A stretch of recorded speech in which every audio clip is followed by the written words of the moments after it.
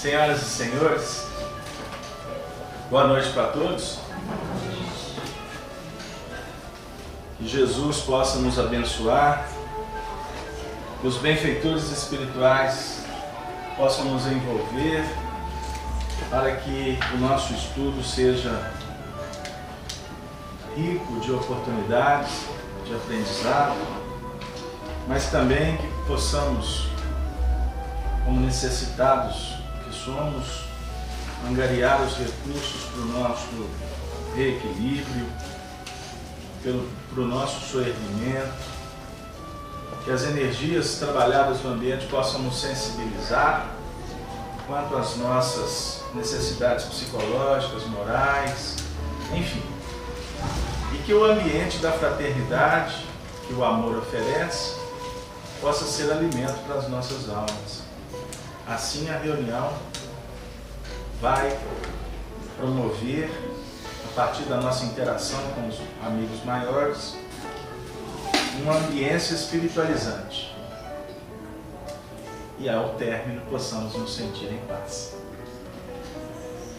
Que a ambiência seja pautada na igualdade, na liberdade de expressão, no respeito diante das leis da vida, enfim, que a construção seja coletiva. O trabalho ele não é feito apenas por uma pessoa, o trabalho é de todos. E quem guia a tarefa são os benfeitores, que vão tentando trazer aqueles recursos para atender a cada um na sua dimensão, na sua necessidade. Nós também abraçamos aos nossos companheiros que estão nos acompanhando através do blog, assistindo em casa, né? Através do blog feac.com, os nossos amigos da rede Amigo Espírita, os nossos companheiros da sala Falando Espiritismo, que na semana passada nós inauguramos esse projeto e foi muito importante para todos nós, né? Tivemos participações de pessoas de lugares mais distantes trazendo perguntas. Então agora nós temos pergunta dos espíritos, pergunta dos encarnados e temos pergunta dos internautas, né? Então não vão perder a oportunidade não. Não é isso, dona Mirtz? É verdade. Então vamos lá, o filhão está lá assistindo lá em Tocantins, né? Tá sim. Ah, que bom, mandar um abraço para ele. Obrigada. Então tá jóia, ele ficou emocionado, mamãe tá lá, ó. Bom, gente, nós estamos, o nosso trabalho é em torno do Livro dos Espíritos, que é a obra básica da doutrina espírita. Lembrando sempre que o livro foi editado em Paris, 18 de abril de 1857. Nós estamos trabalhando na segunda parte da obra, no capítulo Pluralidade das Existências. Bom, na semana passada, nós iniciamos o tópico parentesco e filiação. Nós fizemos a leitura da questão 203, 204 e 205 e trabalhamos um pouquinho a questão 203. Então eu vou reler a 203 até a 205 e vamos adentrar hoje na 204, combinado? 203. Os pais transmitem aos filhos uma parcela de suas almas ou se limitam a lhes dar a vida animal, a qual uma nova alma vem, mais tarde, adicionar a vida moral? Resposta: somente a vida animal, pois a alma é indivisível. Um pai estúpido pode ter filhos inteligentes e vice-versa. 204. Já que tivemos muitas existências, nossa parentela se originou bem antes da nossa existência atual? Resposta: não pode ser de outra maneira. A sucessão das existências corporais estabelece, entre os espíritos, ligações que remontam às vossas existências anteriores. Daí, muitas vezes, as causas de simpatia entre vós e alguns espíritos que nos parecem estranhos. Eu estou achando que hoje tem coisa interessante aqui. Ó. Nessa frase aqui eu já vi que vai vir algo de especial para a gente. 205. Na opinião de certas pessoas, a doutrina da reencarnação parece destruir os laços de família, ao fazê-los recuar a existências anteriores. Interessante que isso não é uma pergunta. Isso é um comentário de Kardec. Aí olha o que os espíritos vieram trabalhar nesse comentário. Ela, ou seja, a doutrina da reencarnação, os amplia. Amplia o quê? Os laços de família. Ou seja, não destrói, amplia. Baseando-se o parentesco em afeições anteriores, os laços que unem os membros de uma mesma família são menos precários. A doutrina da reencarnação aumenta os deveres da fraternidade, pois no vosso vizinho ou no vosso empregado pode encontrar-se um espírito que esteve ligado a vós por laços consanguíneos. Ai, ai, ai. Então, entre empregados e entre patrões, né? Entre companheiros, podemos encontrar pessoas que têm laços, que tiveram laços consanguíneos conosco. Deu aí? Mas vamos devagar, né? Essa aqui é a questão 205. Será que a gente chega nela hoje, Dora? Vamos lá. Semana passada, nós trabalhamos a questão que a alma é indivisível. Significa que o nosso espírito, ele não concede para os nossos filhos parcelas das próprias aquisições. Não dá. Você não tira de você para dar para o filho. Igual a gente, muitas vezes na dificuldade, tira o pedacinho da comida, toma meu filho. Já viveu isso aí? Quem já viveu isso sabe. Menina, mãe! Aí ela tá lá, olha, doida querendo aquele pedacinho. O menino pediu, né? Hein, Cláudio? E pior que eles pedem na parte melhor, né? É o último. É aquela parte que você vai namorando ela, deixa pro finalzinho. Opa, meu pedacinho. Garrou. Garrou que fala na gíria, né? Nós não damos parte do nosso espírito, das nossas experiências para os nossos filhos. Ok? Os nossos filhos não herdam de nós os nossos caráteres, a índole. Não é. Isso é ponto passivo. Nós trabalhamos bastante essa questão, não foi? Não, vou passar.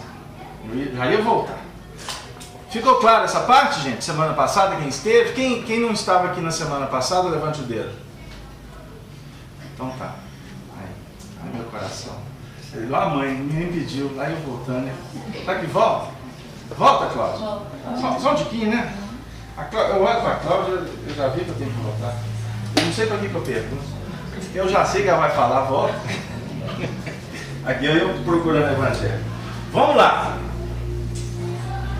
Semana passada nós trabalhamos com Emmanuel no livro.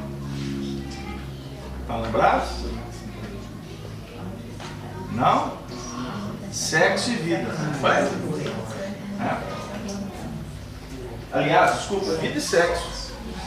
Nós lemos uma mensagem intitulada Família. Né? Tá lembrado, Efigênia, que eu não respondi a sua pergunta? Hoje nós vamos trazer Emmanuel de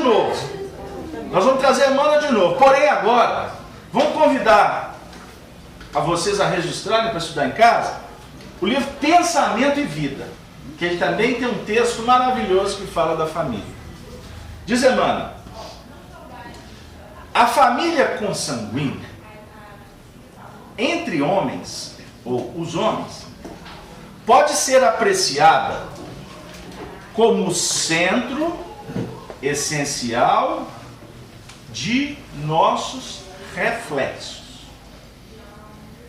Reflexos agradáveis ou desagradáveis que o pretérito nos devolve.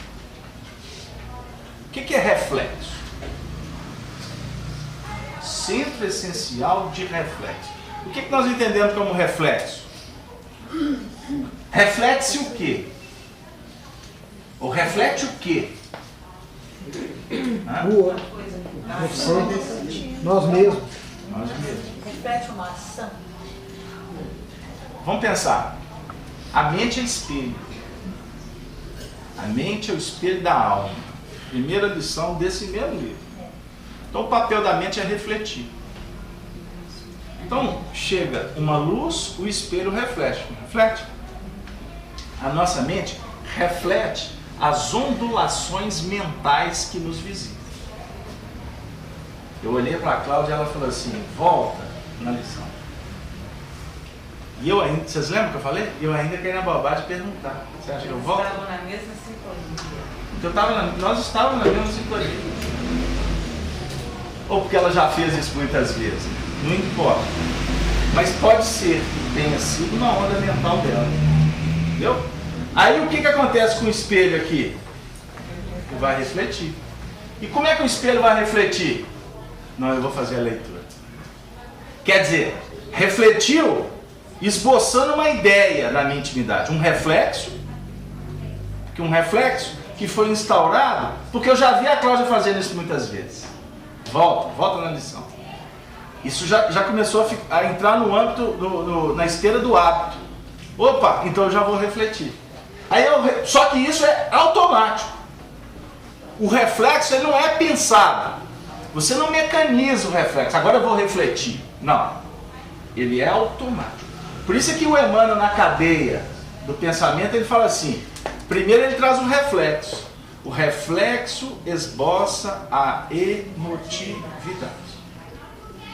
A emotividade é que vai plasmar a ideia. E a ideia é que vai anteceder a ação, a palavra, as expressões. Acompanharam? Isso aqui é uma sequência que se dá num átimo de tempo.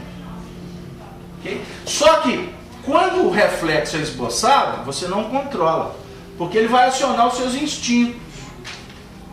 Aí ele vai plasmar a ideia, a emoção. Eu vou ter que ler. É um tipo de emoção. Pode ser uma emoção positiva, como pode ser uma emoção negativa. Não vamos ficar presos na emoção.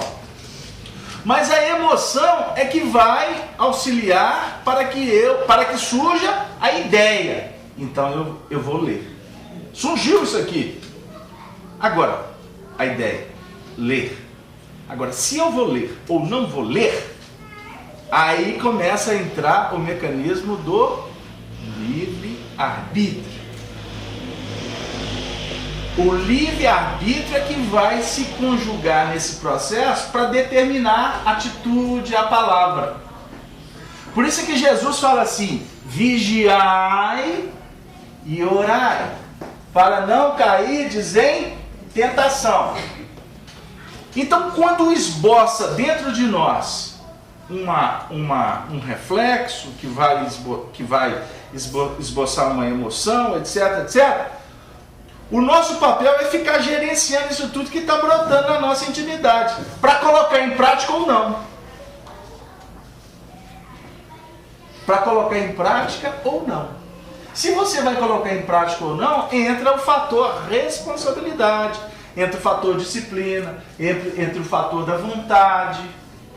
Por isso é que surge no nosso campo mental expressões de pensamentos que muitos deles não têm valor nenhum, outros são perigosos, outros o nosso senso já começa a perceber que isso não é bom, ou uma ideia que surge que traz muitas coisas interessantes, que esboça uma positividade eficiente. Isso tudo acontece no nosso campo, nesse laboratório. Por isso é que os entendidos afirmam que nós costumamos ter em torno de 100 mil pensamentos por dia. Você já contou? Não. Porque não tem jeito de você contar. Mas imagine o que é 100 mil pensamentos por dia. Aí vem os antigos e falam assim, ó, por isso é que a mente não pode ficar vazia. Que a mente vazia é território do diabo. Não tem negócio assim? É a oficina, né? É a oficina do diabo. Então você tem que, ou seja, você tem que estar ocupando, você tem que estar laborando no seu campo mental, produzindo, para que você não seja consumido por uma produção indevida, que vai instaurando hábitos, comportamentos, que vai formando caráter complicados. Mas, Alberto, o que isso tem a ver com a família? Pois é. Ela está dando um belo sorriso aí, né? É porque tem que dar uma volta. Porque senão eu começo a falar que a família é o centro essencial do reflexo. Eu sei lá o que é reflexo. Por isso é que não pode ter pressa no estudo doutrinário. Então está dizendo que a família é o centro essencial dos reflexos. Reflexos agradáveis, reflexos desagradáveis. Então o Emmanuel está querendo contar para nós mais ou menos a seguinte história. Que dentro da nossa família, nós temos todos os elementos que estão promovendo na nossa intimidade induções que despertam os reflexos que nós já temos. A nossa família nos conta quais são as nossas necessidades. Então, quando o reflexo que está chegando para mim, que o outro está refletindo, tá? Não é só eu que estou refletindo, está todo mundo refletindo. Está todo mundo nessa panela aqui. Né? Tá dando uma sopa boa aqui, dona Elana. Sabe aquela sopa que tem tanto de ingrediente? Porque tem uma sopa que é caidinha, né? Ontem mesmo eu fiz uma e não tinha nada na geladeira. É bom quando tem cenoura, quando tem, né? Que aí você faz pimentão, é bom demais a coisa. Chegar em casa, você vai até fazer uma sopa nesse frisinho, bom demais. Não pode empolgar, porque, né? Vai voltando. Então, na família você tem todos os ingredientes que dizem assim: isso você precisa, isso você não pode. Isso é bom, isso é legal, isso aqui é mais ou menos, isso aqui te induz ao crescimento, isso aqui te vincula lá no passado, captaram? Por isso é que os espíritos colocam que a família é o cadinho sagrado, é o cadinho purificador da alma. E observe o tanto de gente que está querendo chutar o balde, quer deixar a família para depois. Quem faz isso está perdendo o centro essencial da evolução nesse momento. Porque os reflexos, eles são esboçados por espíritos que têm vínculos conosco. Se o patrão ou o empregado podem ter sido, conforme o livro dos Espíritos apresenta, parentes consanguíneos, hoje eles estão lá na repartição que você trabalha. Mas ontem eles estiveram com você. Agora, por que hoje eles estão na repartição e não estão mais com você? Porque hoje a sua necessidade de ter um irmãozinho assim, ou uma irmãzinha daquele jeito, né? Um papai daquela performance, uma mamãe com aquela conduta, é porque no seu estágio evolucional são eles os ingredientes melhores, escolhidos a dedo para fazer a sopa. Porque tem hora quando a geladeira tá pronta, né? Depois do sacolão, você tem tudo. Mas nem sempre você quer aquilo tudo. Não, isso tudo aqui é para semana. Aí você vai fazendo o cardápio, não é assim? Gente, se tiver alguém com fome aqui, vai ficar bravo comigo. Ou em casa, se tiver alguém na internet assistindo, vai cozinhar, eu deixar isso tudo. Você programa. Hoje é salada, amanhã é isso, amanhã é aquilo. A espiritualidade que nos tutela vai nos conduzindo de forma a colocar, trazer com bondade e eficiência os ingredientes que nós precisamos nesse momento. Então, o patrão que foi, por exemplo, seu filho ontem e que hoje está lá no seu terra, né? Ele está te ensinando, ele está trazendo a vida ou as lições com uma outra tônica, mas lá na repartição. E como hoje ele é seu patrão e ontem, por exemplo, ele foi seu filho e você espezinhou, Você não pode falar nada com ele, porque se você falar o que acontece segunda-feira...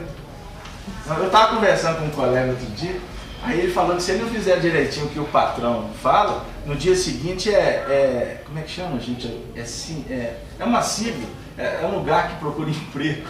Eu tenho delas... Cine. É isso mesmo. Se eu não fizer assim, segunda-feira é cine.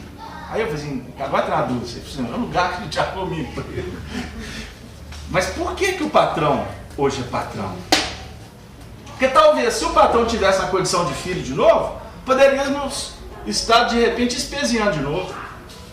Ou de repente não conduzindo de uma forma adequada. Então a espiritualidade vem na reencarnação, né? Aquele balaio de ingredientes, e os espíritos vão espalhando. Olha, hoje é sogra, ontem foi irmã, né? Hoje é sogro, ontem foi marido. Que é isso? Eu ter casado com meu sogro? Cuidado, que antes pode ter sido um belo casal, até um determinado momento, né? Que alguém pisou no tomate, né? Jogou cebola no outro, foi cortar a cebola junto, começou a chorar, né, dona Mira?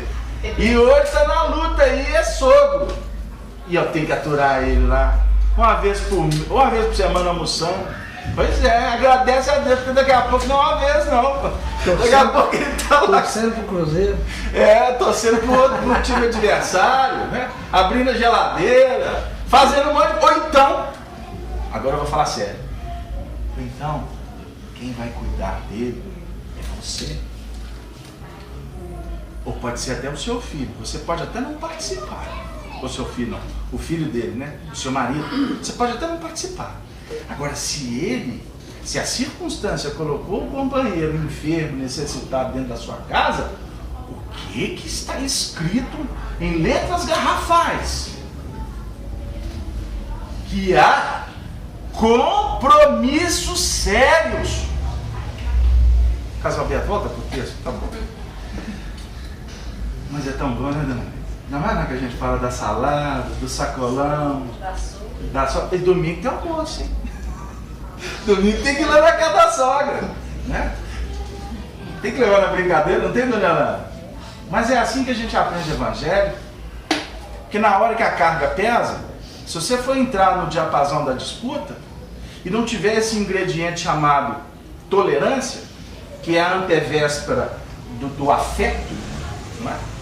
Se não tiver o ingrediente da solidariedade, que é a antevéspera da caridade essencial, a vida fica muito difícil. Não fica? Mas não tenhamos dúvida que um dia nós vamos voltar a amar. A nossa amiga ali até olhou de lado, ela não gostou que eu olhei assim direto para ela, não. Viu, Efigênia? E sabe como que começa? Não! Tem nada a ver com você não, Efigênia. De vez em quando eu solto os nomes aqui, né? É só para ver se o povo está prestando atenção. Mas eu estou dizendo o seguinte, para a gente chegar na condição de amar, nós temos que voltar a trabalhar o afeto. Dá um presentinho lá, oferece para ir na feira com ela, né? Desce as escadas ajudando ele, sabe? Estou criando situações aqui só para a gente entender que nas mínimas coisas que a gente começa a construir um edifício, sabe? Porque quantos casos nós estamos atendendo de que o processo da adequação está se dando de forma assim muito, muito dolorosa. E é melhor a gente inverter o processo e trabalhar num diapasão de mais tranquilidade. Volta para o texto agora. Certo, não incluímos aqui os espíritos pioneiros da evolução, que trazidos a um ambiente comum, superam-no de imediato, criando o clima mental que lhes é peculiar, atendendo à renovação de que se fazem intérpretes. Se nós estamos falando reflexos agradáveis e desagradáveis, o Emmanuel está dizendo, eles não estão se referindo aqui a espíritos, estão em patamares superiores, que reencarnam e vão enfrentar muitas vezes um ambiente hostil, mas hostil muitas vezes para quem está ali. Embora eles estão ali, mas estão vibrando em outra faixa. Nossa, fulano não presta.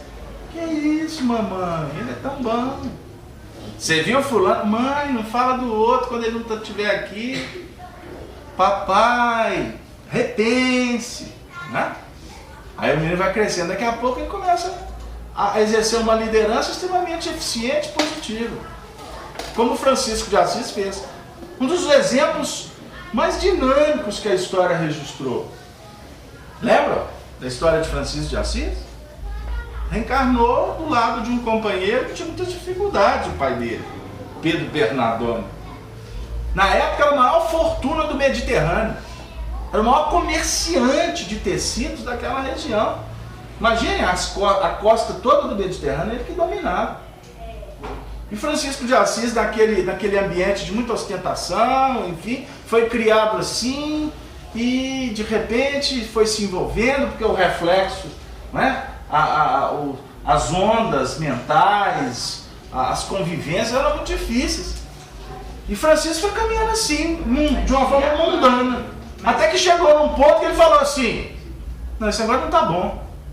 Aí começou a alimentar conflito, foi para a guerra, para defender, né? Para representar a igreja, lá no processo das cruzadas.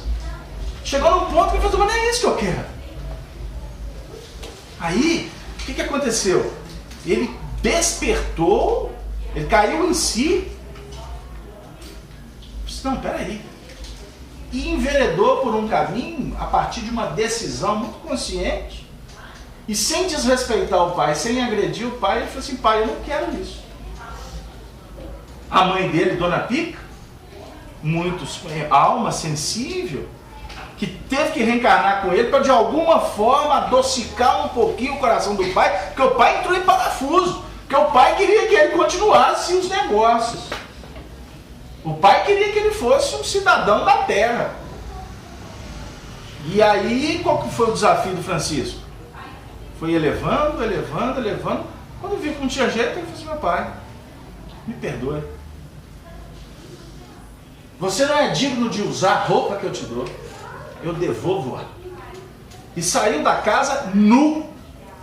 E a sociedade, né, de Assis ficou assim, com o cabelo em pé. O que esse moço está fazendo? Ele ficou louco. É lógico que hoje o mundo, nós estamos numa dimensão que nós vamos... Quem fizer isso está fazendo de uma forma completamente desajustada. Na época, esses espíritos fizeram para deixar a terra sulcada de exemplos. Por isso que lá no cristianismo antigo, do Redivivo, ou melhor, no cristianismo primitivo, muitos foram crucificados, torturados, para deixar aquelas marcas daqueles espíritos que optaram por um tipo de vida diferente do que a sociedade concebia como a melhor conduta de vida. Deu aí, gente? Vamos dizer assim, que na época foi uma agressão também, mas uma agressão para deixar, vamos dizer assim, uma estatueta, uma marca brilhante para todos os tempos. Para que à medida em que, porque eram espíritos de altas expressões, para que esses exemplos eles fossem sendo assimilados com o passar do tempo, para que a gente aprenda a fazer opções de uma forma gradativa, né? De uma forma, vamos dizer assim, elaborada, de uma forma consciente. É como se a gente tivesse que conviver do lado de alguém assim muito importante, que deixasse um rastro muito sério, como a definir um bisturi que a providência divina colocou no nosso caminho para fazer uma cirurgia, para que a gente reabilite e depois dizendo assim: agora é com você. Só que se você quiser fazer o que ele fez, você não vai conseguir, porque ali já está consolidado um reflexo que quando alguém encosta, a reação é dar pão, é dar perfume, é dar amor, é dar carinho. Hoje para nós, quando alguém encosta na gente, o que ele está querendo? Né? Vai me assaltar. Né? Segundas intenções. Deu aí? Vocês verem a faixa evolucional que nós estamos. Efigênia, você levantou a mão? Não, era só porque eu estava querendo te lembrar da mãe. Ah, voa, pássaro. Ele ficou trancafiado no porão da casa, né? Algemado. E ela ficou com a responsabilidade de tomar conta dele. Foi o último momento da tortura dele. O pai viajou, né? E, enfim, elas não se suportavam de conflito, de ver o seu rebento, aquele espírito tão magnânimo, naquela condição de aprisionado, né? Enfim, o nascimento de Francisco foi um misto de uma mística fantástica. Eram espíritos presentes naquela trajetória. Ele era tutelado pelo próprio Cristo. Imagine uma mãe diante disso. Mas ele tinha que ter experienciado aquele processo. Aí a gente analisando hoje, ele tinha que ter experienciado. Porque quando a mãe desce o porão, abre as portas, liberta as algemas e diz para ele: ah, meu pássaro, voa. Você não pode ficar trancafiado. Voa e deixe sombras para que os sedentos possam se reconfortar diante da magnitude da tua pureza. São expressões poéticas que os poetas deixaram nas biografias. E ali ele parte. E a partida dele do lar foi para ganhar o mundo e deixar um grande exemplo para a humanidade. Exemplo de simplicidade, dos pés descalços, da humildade, não é mesmo? Mas ao mesmo tempo da determinação, da fé, não é? Da entrega dele ao que era, o que a consciência ditava como a melhor opção. Mas então, meus amigos, a posição que nós ocupamos nesse campo vulgar é uma posição, como diz Emmanuel, provisória. Eu não vou ler o texto todo porque ele é longo e a reunião está tomando outra dinâmica. A definir então que a espiritualidade nos coloca, então, vamos dizer assim, num raio de ação, para que, a partir da interação com a família, por exemplo, pai com filho, a gente não tire de nós, no sentido de dividir com o filho, mas que a gente possa usar a experiência, sim, para falar para o filho que é possível ele percorrer aquele caminho, ou que talvez não seria a grande dica que ele passasse pelo outro caminho. Então essa é a forma de doar, né? Principalmente pelos exemplos. Agora é diferente quando o pai quer realmente pegar a experiência dele e introjetá-la, goela abaixo. Aqui em Minas é bom demais, né? As expressões são tão ricas. Goela abaixo, garganta abaixo, né? Para quem é de outros estados, né? Tem que explicar. Ou seja, é complexo você pegar o remédio e abrir a boca do sujeito e assim, bebe. Não é assim que funciona. Embora. Às vezes sim. Lembrei de uma música. Às vezes sim, às vezes não. Holy Glass, você lembra disso?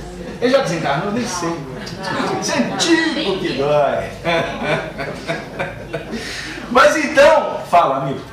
Pois não, só um instante, deixa uma pergunta. Bom, temos duas perguntas. Uma da Ana, de Murotinga do Sul, São Paulo.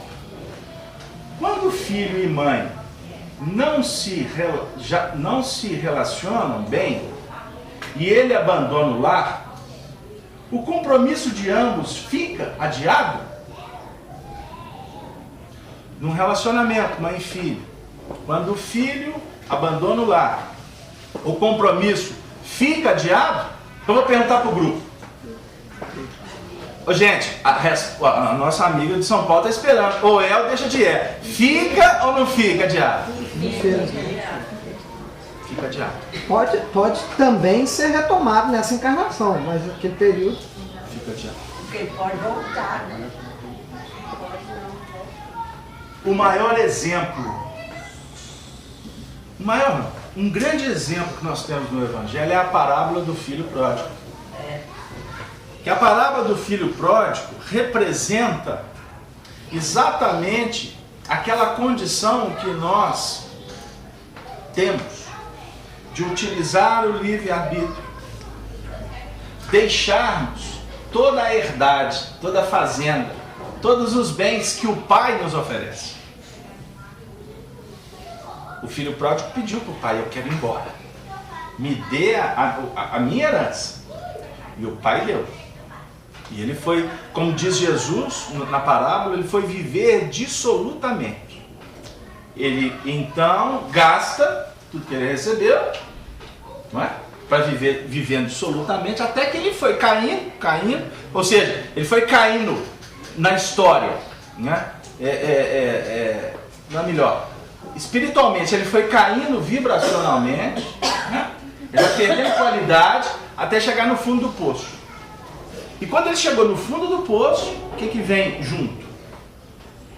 Sofrimento, escassez, ele não tinha mais dinheiro, ele teve que começar a mendigar, não foi? E mendigando, ele chegou na condição de se alimentar das bolotas que os jornaleiros, os funcionários da fazenda do pai, davam para porcos.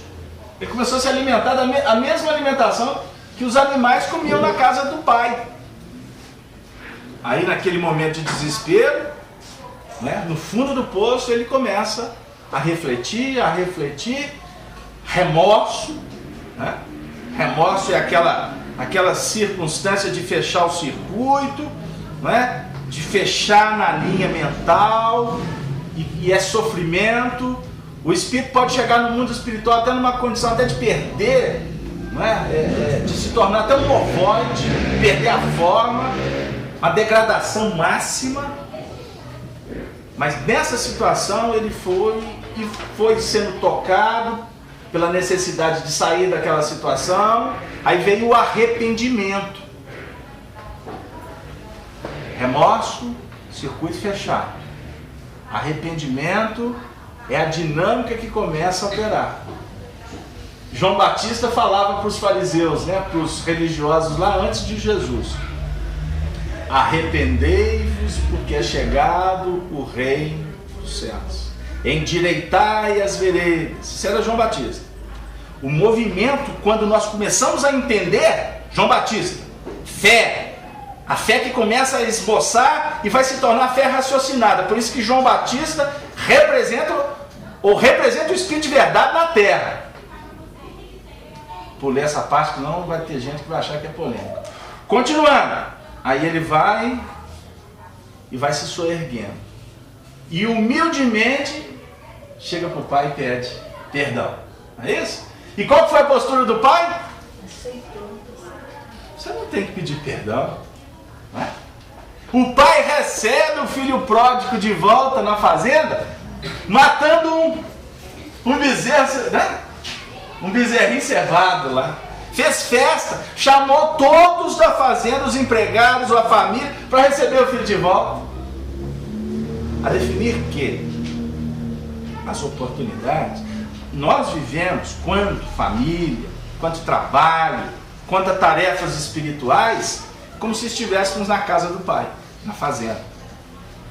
Nós somos filhos de Deus. E como filhos de Deus, nós herdamos todo o bem que Ele oferece, que Ele dispõe para a nossa evolução. O corpo, né? A reencarnação, o trabalho, a família, os pais, os irmãos, os cônjuges, né?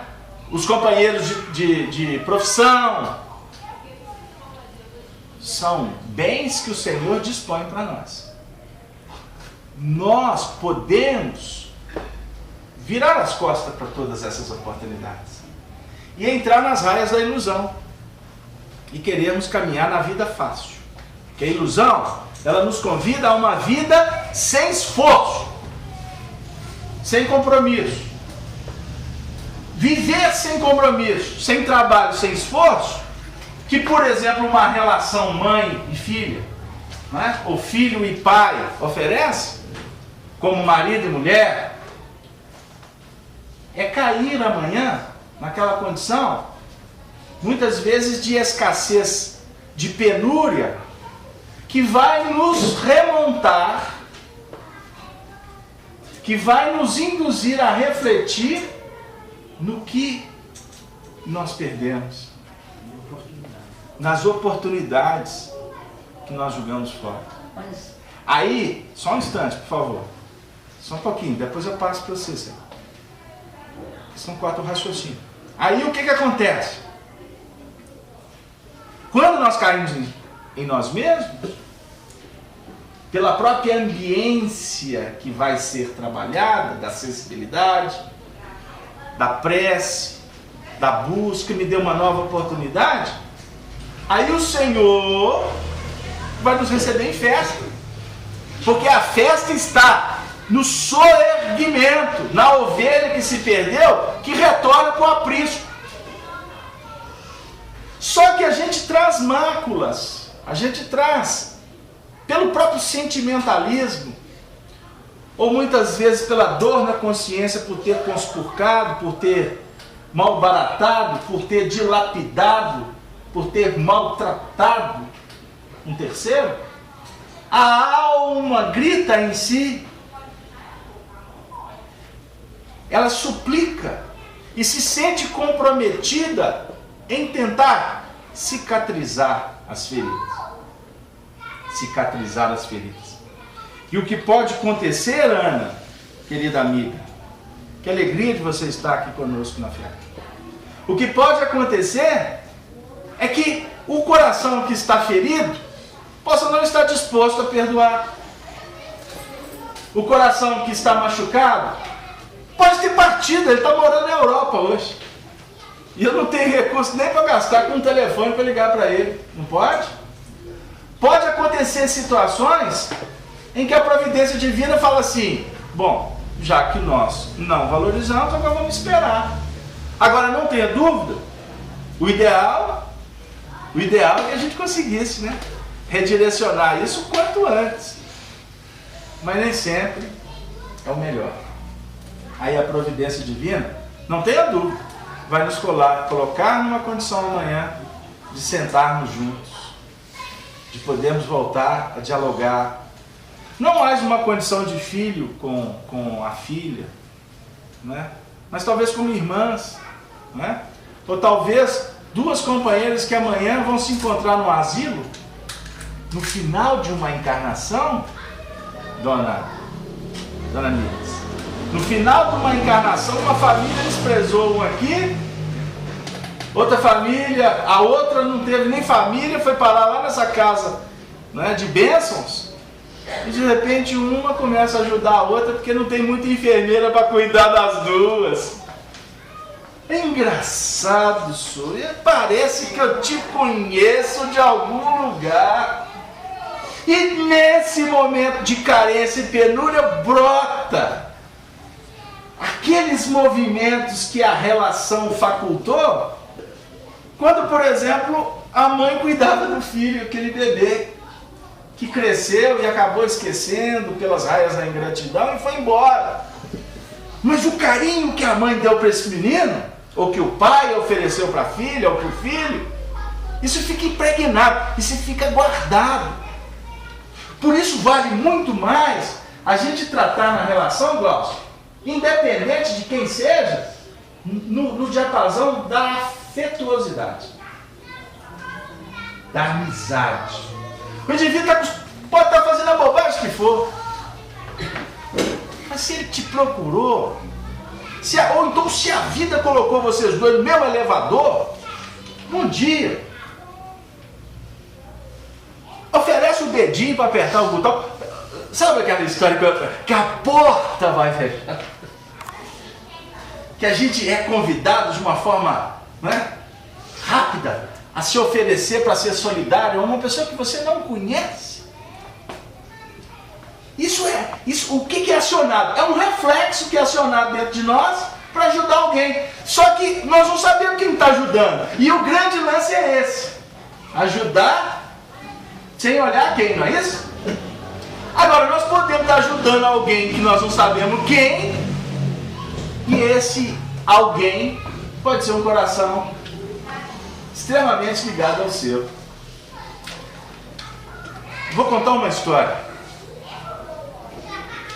Lá pela década de 60, Divaldo Pereira Franco, o amigo Nilson e tantos companheiros O Divaldo é um grande tribuno espírita, um trabalhador deu a vida pela doutrina espírita, pelo próprio soerguimento, e nessa luta ele foi instrumento para que os benfeitores auxiliassem milhares de corações.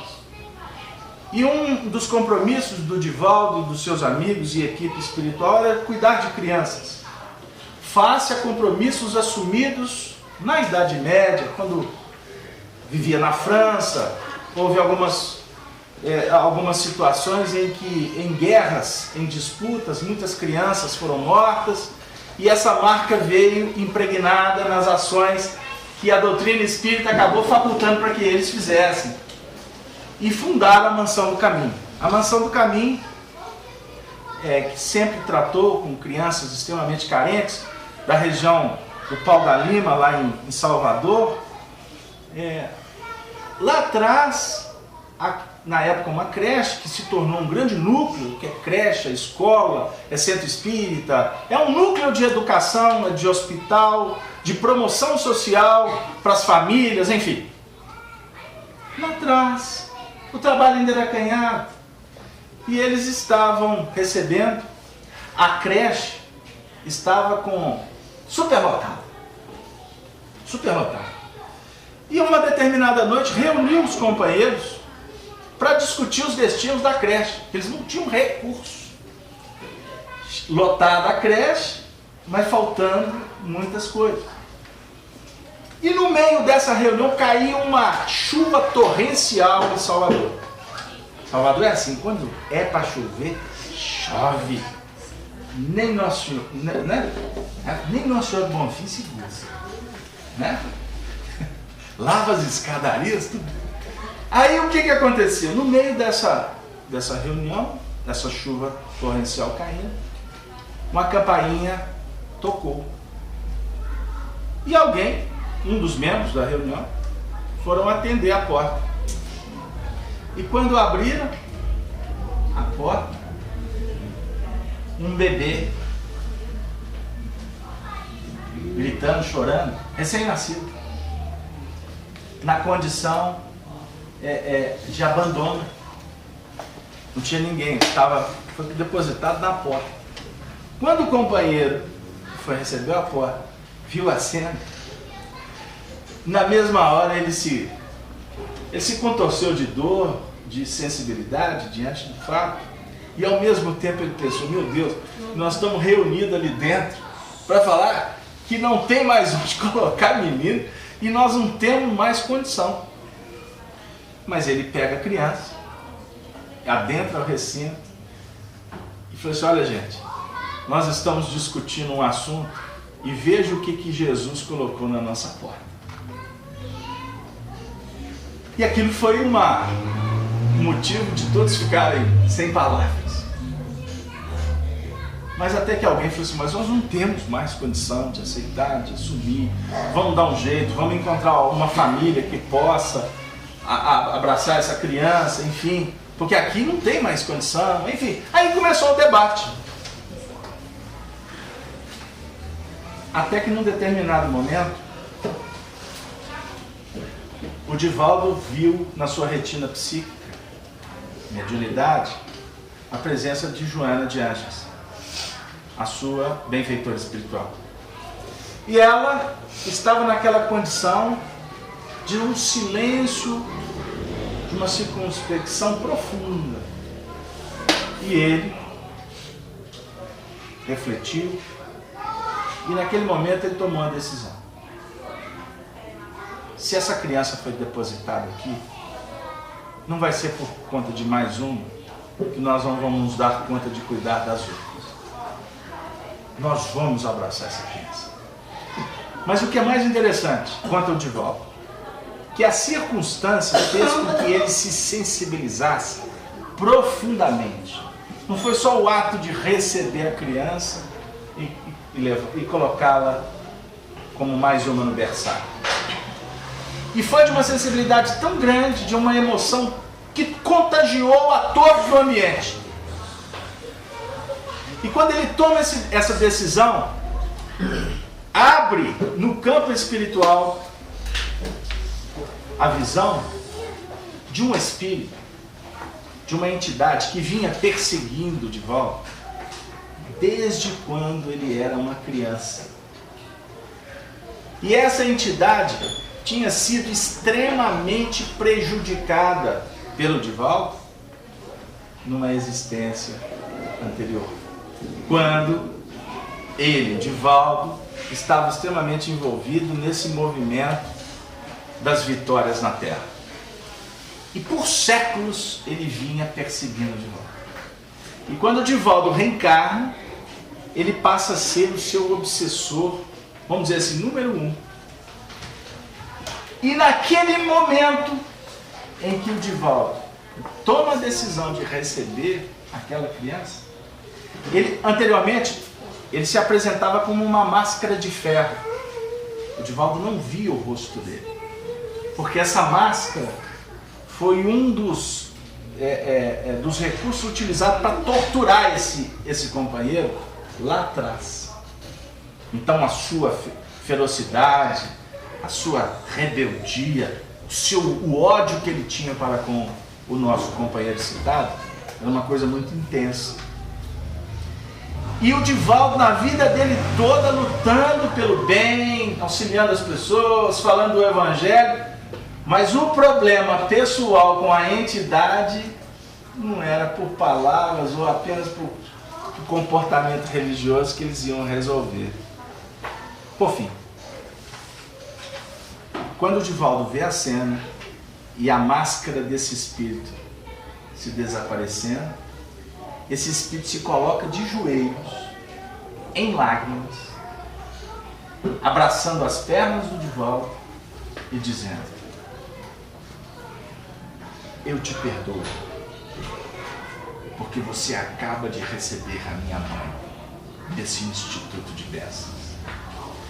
Então foi pelo ato, que foi um ato de extremo carinho, que foi o suficiente, o fator suficiente para tocar profundamente o coração desse espírito. Então vocês imaginam que esse espírito, que era a mãe, que reencarna numa situação de extrema penúria, antes dela reencarnar naquela condição, por quanto tempo ela não estava no mundo espiritual tentando sensibilizar o filho rebelde O perdão. Para o perdão, né? para que pudesse ele perdoar aquele que antes tinha sido o algoz. E não mesmo que, obviamente, que o calor, o carinho da mãe, as preces sempre atendem de alguma forma, mas não foi suficiente.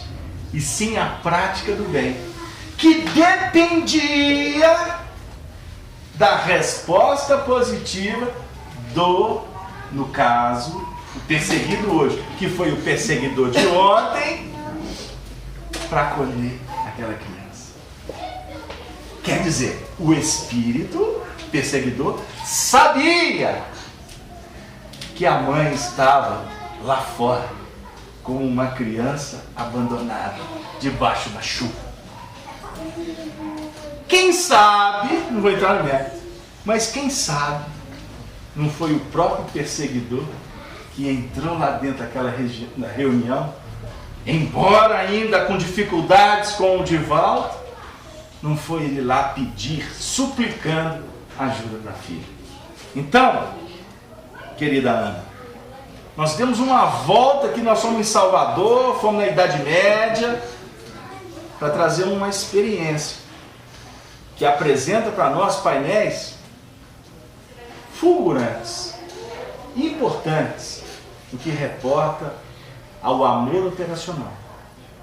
Porque a caridade é a bandeira, é o dístico daqueles que querem, daqueles que confiam no mundo melhor e daqueles que sabem que só através da caridade é que nós estaremos em consonância com o pensamento do Cristo. Então, quantas situações que nós poderíamos evitar se operássemos na caridade? Mas talvez desconhecíamos, E agora, Allan Kardec vem nos oferecer uma chave para abrir um portal do entendimento. E como o Fabrício falou, de repente, quem sabe ainda está em tempo de tentarmos promover o auto-perdão, porque tudo começa com o auto-perdão. Primeiro nós temos que perdoar as nossas próprias injúrias. Nós temos que aprender a ser benevolente conosco mesmo. Nós precisamos ser bondosos conosco, com a gente mesmo. E muitas vezes a gente é bondoso com o outro, mas conosco somos um carrasco. Então começa a se perdoar, porque errar faz parte do aprendizado. Não é isso, Efigênia? Está de acordo? Tem coerência? Não é errando que se aprende, mas é no erro nós podemos também aprender. Porque nós podemos operar, evitando o que a gente já sabe que é um tanto quanto perigoso e caminhar nas vielas que vão aperfeiçoar a nossa intimidade. Agora eu gostaria de trazer um pensamento que nos visita há muitos anos, que diz o seguinte, que o grande lance não é acertar ou muito menos errar.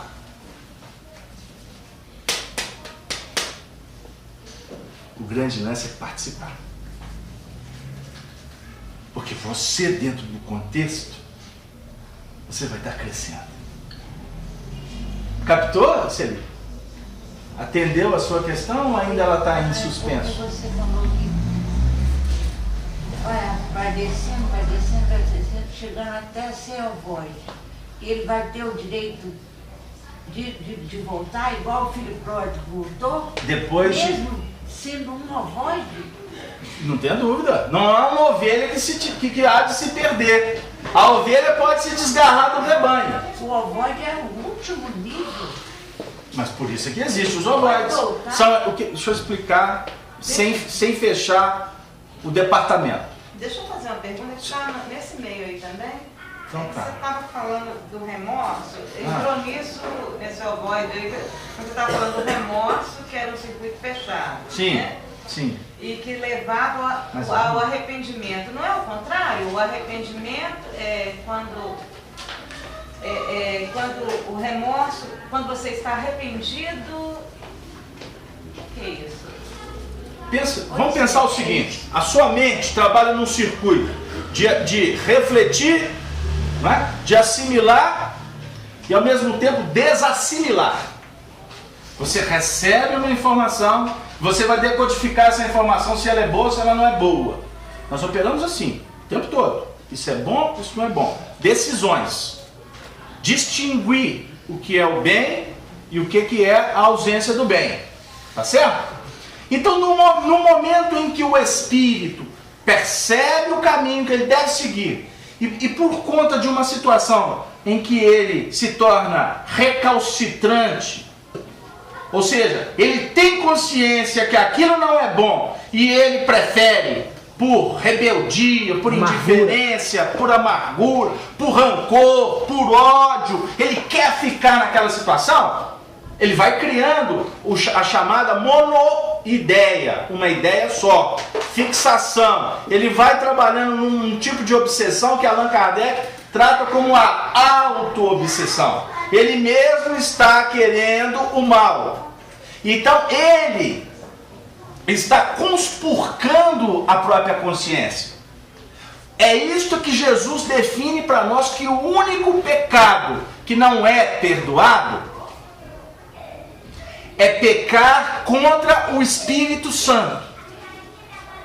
Ah, dona Nilza, nós escutamos isso muito nas pregações religiosas. E a gente, Pai, Filho, Espírito Santo, ó, aqui tem que respeitar. O respeito não é lá. O respeito é cá. O Espírito é santo. A essência espiritual é perfeita. Ou ela é perfeita. Ela tem o potencial, a perfectibilidade. Ela tem o potencial da perfeição. Então, quando o indivíduo briga com ele mesmo, ele está pecando contra a essência pura, que é a essência espiritual. Deu aí? E aí, criando um circuito fechado de ideias, eu estabeleço um campo magnético, posso assim dizer. Eu crio uma parede, um muro de Berlim, para não deixar comunicação entre a Alemanha Oriental e a Alemanha Ocidental. Assim eu enfraqueço. Ah, foi o que fizemos lá atrás. Aí depois que as coisas ajustaram, o que nós fizemos? Derruba o muro. Não precisa de muro. Então tem movimentos na nossa vida que nós temos que sermos mais cuidadosos. Porque senão você cria rupturas até da sua forma de pensar. Quer ver um exemplo? O indivíduo que se julga o dono da verdade. Tudo para ele tem que funcionar de acordo com o painel que ele enxerga. Ele vai estabelecendo um circuito fechado. Que é difícil alguém chegar e falar assim, enxerga do outro lado. Deu aí? Então quando o indivíduo se fecha no ódio, porque ele se sentiu traído, ele se sentiu invadido, enfim, ele entra no circuito de cobrar, ele vai então retroalimentando uma ideia só. E você tirar o indivíduo daquele circuito, é necessário terapêuticas complexas. Por exemplo, o indivíduo que tira a própria vida. O suicídio. O suicídio representa, na prática, o que nós estamos falando em caráter mais simples, que é o pecar contra o Espírito Santo. O suicídio. Eu passei hoje aqui, vindo para a FEAC, tinha um companheiro, um andarilho. Ele estava sentado no viaduto, por cima da Cristian Machado. Quando eu vi a cena, naquele momento eu fiz uma prece. Porque eu senti um painel de uma vontade de pular lá embaixo. Entendeu? Porque a mente vai ficando esvaziada de trabalho, de estímulo, de contato, de afeto. Entendeu? Aí ela vai se esvaziando. Ela está desconectando do pai. Aí muitas vezes ela vai cair lá embaixo, no fundo do poço, que é a exaustão. Por que a gente tem depressão? Muitas vezes a depressão é resultado de atitudes fechadas ao longo do tempo, até vindo de outras encarnações. Tem pessoas que têm depressão, não tem motivo para ter depressão. Agora, por que tem a depressão hoje? Porque isso é a retroalimentação de experiências muito mais amargosas no passado. E hoje estão tendo a oportunidade de ter terapêuticas, de terem a depressão de uma forma mais sutil, de ter a fobia ou o pânico do medo de uma maneira assim mais light. Mas, por exemplo, quando é espírita, tem o passe para ajudar, tem uma reunião como essa que tem a função de abrir. Abrir o quê? Não sei, pode ser o vento. Mas pode ser abrir um painel. Dona Mita, você estava aqui quarta-feira, não estava? Você viu a música do Roberto Carlos que eu cantei? Eu cantei, gente. Sexta-feira eu só lembrei da música, mas quarta-feira eu cantei. Eu tô piorando o negócio. Tem que mandar internar. Se começar a morder, manda internar. Mas aquela música, além do horizonte, deve ter algum lugar bonito para se ver em paz. A segunda parte vocês pulam. Não é boa para reunião, não. Você tem que olhar lá para frente. É a vida. Agora, se você ficar no circuito fechado, o que vai acontecer? Você fica no mundinho. E como eu disse, se é ódio, aí complica. Ou se é desespero, tem pessoas que são extremamente apegadas a outras. Por exemplo, desencarna a mãe. Costuma ser um motivo para espalhar as ovelhas. Cada um vai reagir com a desencarnação da mãe de uma forma diferente. Tem alguns que se desesperam, perdem até o sentido da vida porque a mãe foi embora.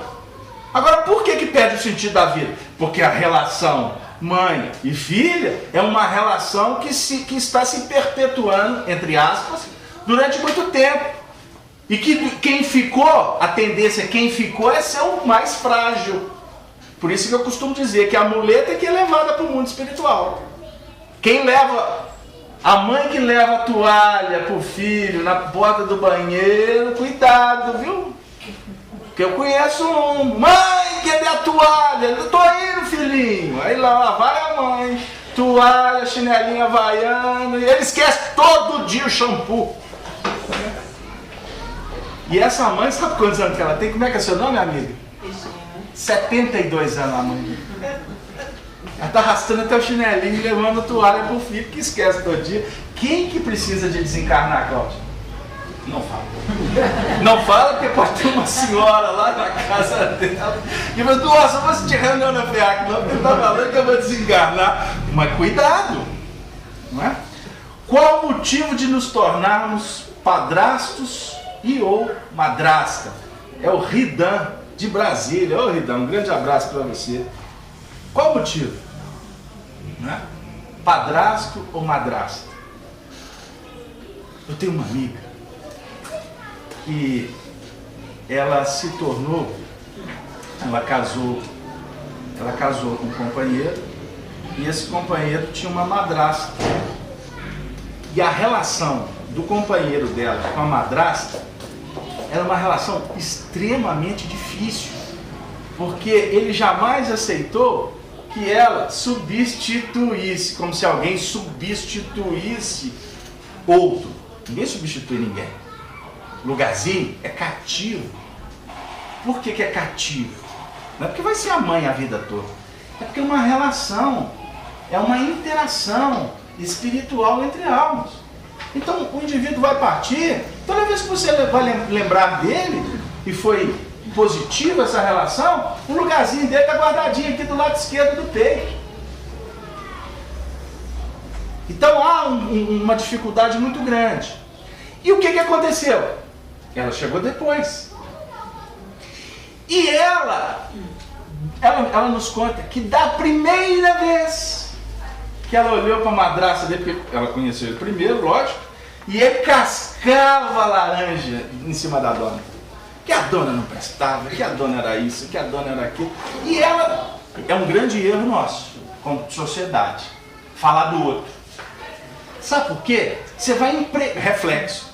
Você vai impregnando o andamental na cabeça do outro, criando um circuito fechado e talvez não, e complicando a relação dos dois. Eu cheguei, ó, cuidado, ó, né? Isso aí, né? Eu tô lembrando aqui, não é boa bisca não. Ó, cuidado, cheira bem não. E de repente a dona Nilza tem maior carinho, maior respeito, maior amizade com a Dora. E eu fico assim, cuidado, não vale nada, né? Não vale nada.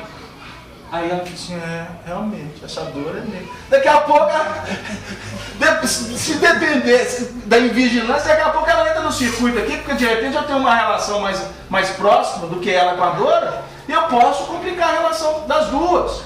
Por isso é que o mal, diz André Luiz, o mal tem que ser repressado. Mal, você não abre o dique, não. Você não pode abrir as comportas, não, porque você não sabe o estrago que pode acontecer daí para frente.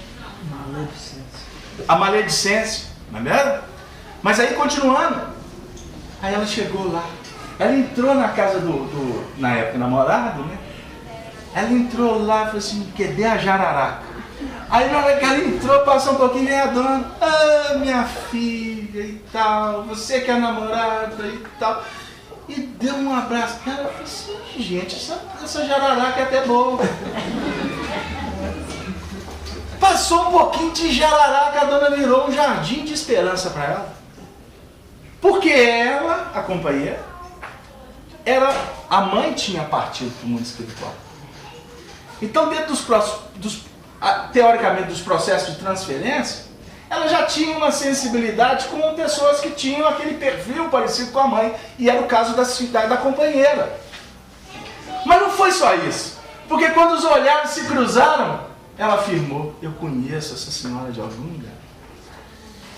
E ali, ela passou a ter uma relação com esta que era madrasta, uma relação de filha para com a outra que se tornou mãe. E chegou num ponto dela falar assim, olha, no fundo, o amor que eu passei a nutrir com ela, eu cheguei a pensar alguma vez que era até maior do que eu tinha para com a minha mãe. Eu sentia nela uma verdadeira benfeitora. Por que ela se tornou madrasta do menino? E por que ela se tornou... Como é que chama sogra quando é madrasta? Depois vocês me contam. Sograça. Ela se tornou sograça. Sograça da outra. E de repente, o pessoal tá rindo ali, ó. Sograça da outra. Isso é graça divina. Esse de cá, agora vamos falar sério. Esse de cá está tendo a oportunidade de se reajustar com ela. E não foi à toa que a mãe dele desencarnou. E essa companheira se tornou, no caso, a segunda esposa do pai. Entenderam, gente? Não foi à toa que ela parou ali naquela história. E muito menos não foi à toa que ele foi casar com uma companheira que criou um circuito fechado de afinidade com ela. Possivelmente essa, que é a madrasta dele, foi mãe mesmo dessa companheira. E uma mãe de uma relação muito legal, uma relação muito ajustada, que só se tornou ajustada, viu, gente? Não vamos achar que tem produto pronto, não. Ela em casa não é assim, né? Como é que eu faço para ficar assim? Isso pode acontecer. Não tem produto pronto. Existe esforço, existe trabalho, não é mesmo? Então a Ana, muito obrigado. O Gustavo do Rio de Janeiro está mandando um abraço para nós e está dizendo assim: se reencarnamos para superar as nossas animosidades. Mas é isso mesmo. Questão 132, Gustavo, do Livro dos Espíritos. Qual é o objetivo da reencarnação? Lembra do texto? Dona Nilson. Deus, pode ler. Deus impõe a reencarnação. Não achou não? Então vai achar. Deus impõe a reencarnação com o objetivo de promover o progresso, a evolução. Para uns é missão, para outros expiação. Está certinho o texto? Para outros expiação. Nós não estamos falando que está conferindo se o texto está certo para falar que a gente sabe, não. Mas é para mostrar que nós vamos estudar mais. Ok? Que amanhã Casalberto vai desencarnar e alguém vai ter que vir aqui. E na hora que tiver falar do Livro dos Espíritos, tem que falar citando. Porque senão daqui a pouco vira opinião pessoal. Aí a gente começa a mudar a doutrina, viu, Cláudio? É o que pode acontecer por aí. Então, sempre haverá oportunidade. Né? O Vidão teve várias participações aqui, mas todas elas estão no mesmo contexto. A última, porque nós estamos caminhando para o fim.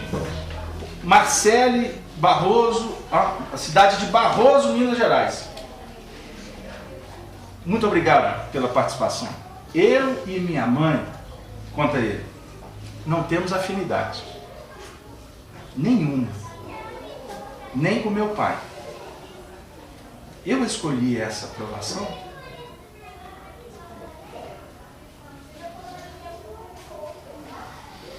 Nós vamos abrir o Evangelho de João para responder o companheiro, que a sua colocação tem muito a ver com a nossa vida, em todos os níveis.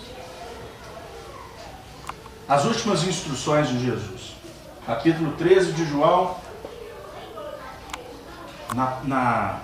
no movimento do lava-pés que se deu na ceia, o último encontro, as últimas instruções de Jesus. Diz Jesus: se Deus é glorificado nele, também Deus o glorificará em si mesmo e logo o há de glorificar. Vou pular essa parte. Agora, filhinhos, o último momento de Jesus. Agora não é discípulo, agora não é amigo. Filhinhos, ainda por um pouco estou convosco. Vós me buscareis, como tinha dito aos judeus: para onde eu vou não podeis vós ir. Eu vou-lo digo também agora: um novo mandamento vos dou, que vos ameis uns aos outros, como eu vos amei. Que também vós uns aos outros vos ameis. Nisso todos conhecerão que sois meus discípulos, se vos amardes uns aos outros. Vou terminar. Disse-lhe Simão Pedro: Senhor, para onde vais?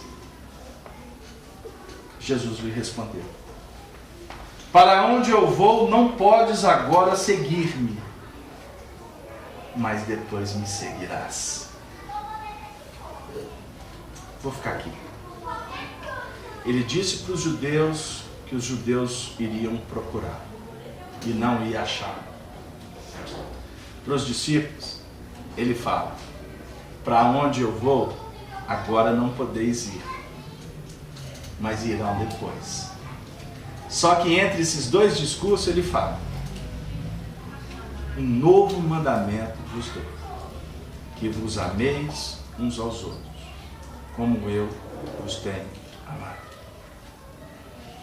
Reencarnar nos ambientes hostis, difíceis, representa um grande convite para que nós possamos sentir e viver o que é amor. É muito fácil falar do amor naquele lar que todos são afins. É muito tranquilo nós falarmos do amor numa reunião cristã, porque todos nós estamos aqui com o mesmo ideal. Por que eu vim à FEAC? Por que eu liguei meu computador para assistir um estudo? Porque minha alma está gritando, a minha alma está ansiando, a minha alma está suplicando, que muitas vezes eu não sei. Eu tenho que elaborar isso, mas na realidade, o que eu preciso, o que nós precisamos, já está posto, já foi dito. É amar. Certa feita, um companheiro muito exigente, separei essa história, chegou para o Chico e disse assim: Chico, ele querendo saber da riqueza, na sua opinião, qual é o homem mais rico? Chico responde como se estivesse ouvindo a voz de Emmanuel: para mim, o homem mais rico é o que tenha menos necessidade. Arriscando nova pergunta, o companheiro quis saber: e o homem mais justo e mais sábio? Chico respondeu: o homem mais justo e sábio é o que cumpre com o dever. Mas insistiu, certamente interessado em alguma revelação, em alguma coisa assim mais profunda, ou mais prática, alguma colocação mais óbvia.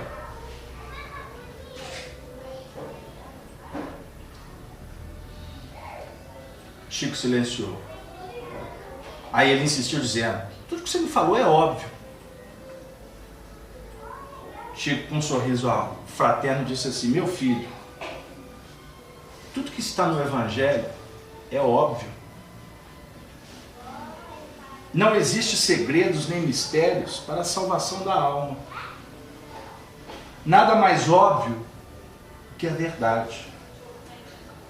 O nosso problema é justamente esse. Queremos alcançar o céu vivendo fora do óbvio da terra. Jesus sintetiza o nosso caminho dizendo: amai-vos uns aos outros. Este é o ensinamento. Se nós estamos do lado daqueles que não nos compreendem, lembremos que cada um enxerga a vida pela cartilha do próprio entendimento. se estamos caminhando do lado daqueles que nos apedrejam,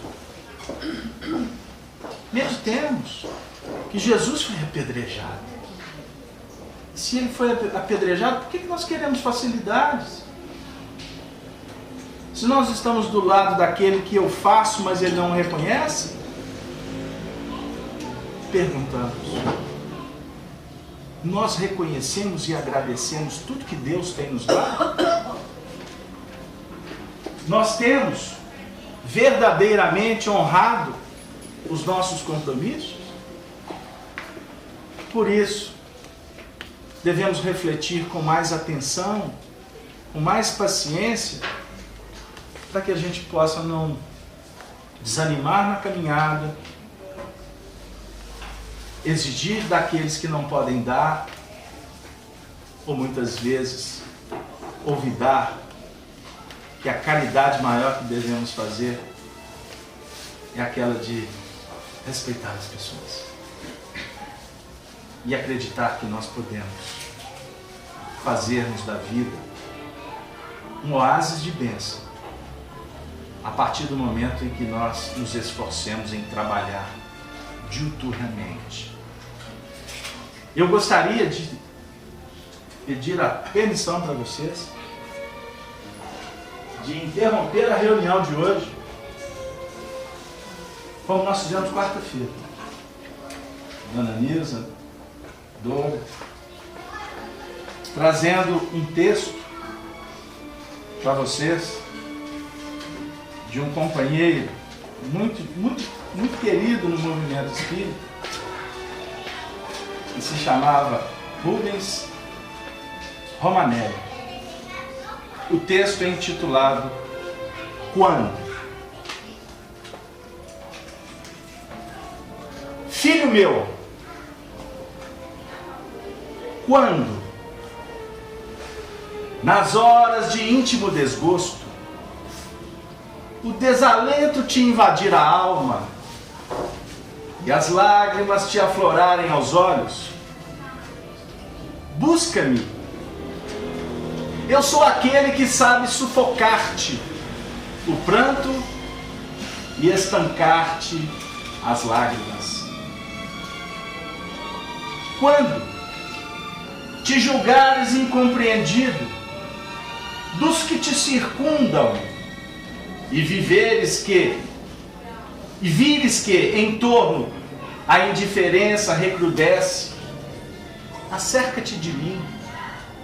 Eu sou a luz, sob cujos raios se aclaram a pureza de tuas intenções e a nobreza de teus sentimentos. Quando se te extinguir o ânimo para arrostares as vicissitudes da vida e te achares na eminência de desfalecer, chama-me. Eu sou a força capaz de remover-te as pedras do caminho e sobrepor-te às adversidades do mundo. Quando, inclementes, te açoitarem os vendavais da sorte e já não souberes onde reclinar a cabeça, corre para junto de mim. Eu sou o refúgio, em cujo seio encontrarás guarida para o teu corpo e tranquilidade para teu espírito. Quando te faltar a calma nos momentos de maior aflição e te considerares incapaz de conservar a serenidade de espírito, invoca. Eu sou a paciência, que te faz vencer os transes mais dolorosos e triunfar das situações mais difíceis. Quando te debateres nos paroxismos da dor e tiveres a alma ulcerada pelos abrolhos dos caminhos, grita por mim. Eu sou o bálsamo que te cicatriza as chagas e te minora os padecimentos. Quando o mundo te iludir com as suas promessas falazes e perceberes que já ninguém pode inspirar-te a confiança, vem a mim. Eu sou a sinceridade, que sabe corresponder à franqueza de tuas atitudes e à nobreza de teus ideais. Quando a tristeza e a melancolia te povoarem o coração e tudo te causar aborrecimento, clama por mim. Eu sou a alegria, que te insufla um alento novo e te faz conhecer os encantos de teu mundo interior. Quando, um a um, te fenecerem os ideais mais belos e te sentires no auge do desespero, apela para mim. Eu sou a esperança, que te robustece a fé e te acalenta os sonhos. Quando a impiedade recusar-se a revelar-te as faltas e experimentares a dureza do coração humano, procura-me. Eu sou o perdão, que te levanta o ânimo e promove a reabilitação de teu espírito. Quando duvidares de tudo, até das tuas próprias convicções, e o ceticismo te avassalar a alma, recorre a mim. Eu sou a crença que te inunda de luz o entendimento e te habilita para a conquista da felicidade. Quando já não provares a sublimidade de uma afeição terna e sincera, e te desiludirdes do sentimento de teu semelhante, aproxima-te de mim. Eu sou a renúncia, que te ensina a olvidar a ingratidão dos homens e a esquecer a incompreensão do mundo. E quando, enfim, quiseres saber quem sou, pergunta ao riacho que murmura e ao pássaro que canta, à flor que desabrocha e à estrela que cintila, ao moço que espera e ao velho que recorda. Eu sou a dinâmica da vida e a harmonia da natureza. Chamo-me amor, o remédio para todos os males que te atormentam o espírito. Estende-me, pois, a tua mão, ó alma filha de minha alma, que eu te conduzirei numa sequência de êxtases e deslumbramentos às serenas mansões do infinito, sob a luz brilhante da eternidade. Quando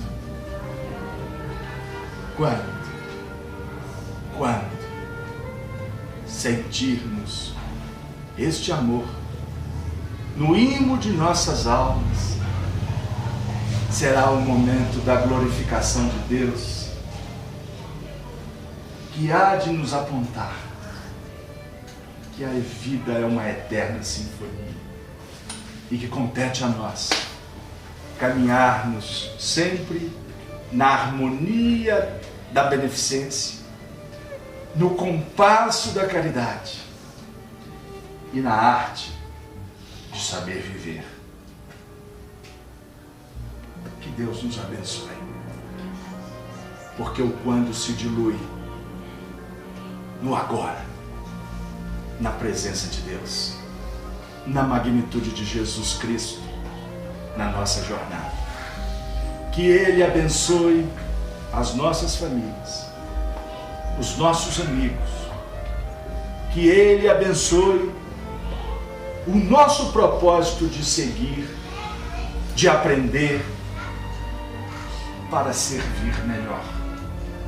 Que Ele abençoe o nosso anseio de amarmos uns aos outros como Ele nos tem ensinado. Amemos-nos, amemos-nos, apesar de tudo.